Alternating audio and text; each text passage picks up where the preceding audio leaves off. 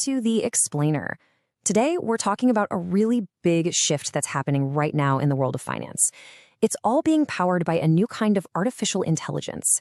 And trust me, it goes way beyond the chatbots that you and I are used to. So let's just start with a number, 7.5. What in the world does that mean? Well, according to a brand new study from researchers at MIT and Stanford, that is how many days AI can shave off the time it takes to do a monthly financial close. That's more than a week. And believe me, that is not all. That same study, it found that accountants who are using AI can support 55% more clients. And they can actually increase the level of detail in their reports by 12%. But these numbers, as impressive as they are, they're really just a symptom of a much, much bigger leap forward in technology. Yeah, this is not just about making old processes a little bit faster. What we're talking about here is a fundamental, ground-up transformation in how financial work actually gets done. It's one that really changes the very assets and liabilities on a firm's operational balance sheet. Look, we've had automation for a while now, right? From robotic process automation, or RPA, all the way to generative AI assistants. But this new frontier, it's something else entirely. It's autonomous AI, or as you'll hear it called more and more, Agentic AI. So, what are these AI agents exactly? And more importantly, how are these so different from the AI we've all been playing around with for the past couple of years?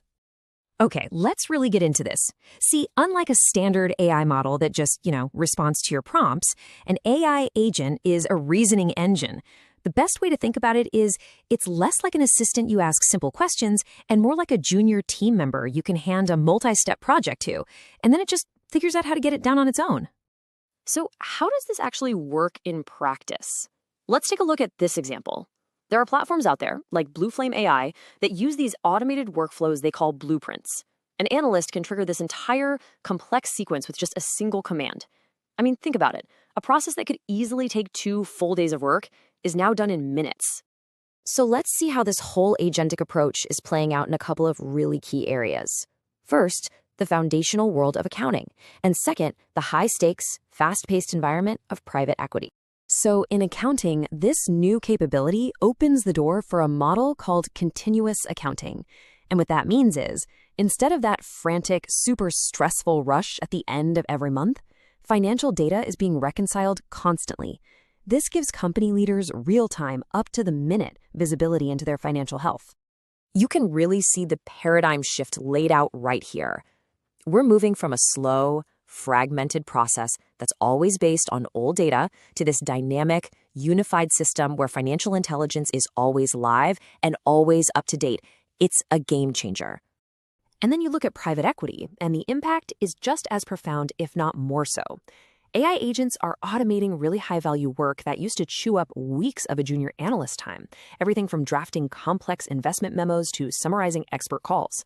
In fact, one firm reported that this tech reclaimed 3,000 hours of analyst time in a single year. That's just wild. But, and this is a big but, here's where things get a little complicated. When you give AI this much autonomy, this much power, you also introduce a completely new class of risks that firms now have to learn how to manage. And we're not just talking about an AI getting a fact wrong. No. According to a report by Deloitte, we're now facing entirely new kinds of failure. Things like runaway agents that can bypass their own constraints, or something called emergent misbehavior, where a bunch of agents interact and create an unintended and maybe even harmful outcome. So here's the crucial point. The very thing that makes these systems so incredibly powerful, their ability to operate with almost no supervision, is also their biggest vulnerability. It's a real double-edged sword. This all raises a really critical question for any organization that's deploying these tools. It's a totally new kind of management challenge, right? How do you maintain control and accountability over a workforce of autonomous, invisible agents? And this really brings us to the big picture. This technology isn't just another tool you can add to the toolbox. It represents a massive strategic shift that redefines what it even means to have a competitive advantage in the financial industry. You see, as the underlying large language models become more and more of a commodity, available to everyone, just having access to a powerful AI isn't the key differentiator anymore. The real work and the real value is now happening much deeper in the technology stack.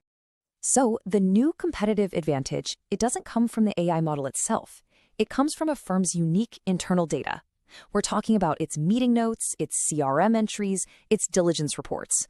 The firms that can actually structure all of this proprietary context and feed it to their AI agents, those are the ones that are going to win. And that leaves us with one last, pretty provocative thought. As these AI agents get more and more sophisticated, they're going to start acting as financial counterparties themselves, making decisions, executing trades, entering into agreements. And when they do, that fundamental question of responsibility and trust, well, it's going to need a very, very clear answer. Welcome.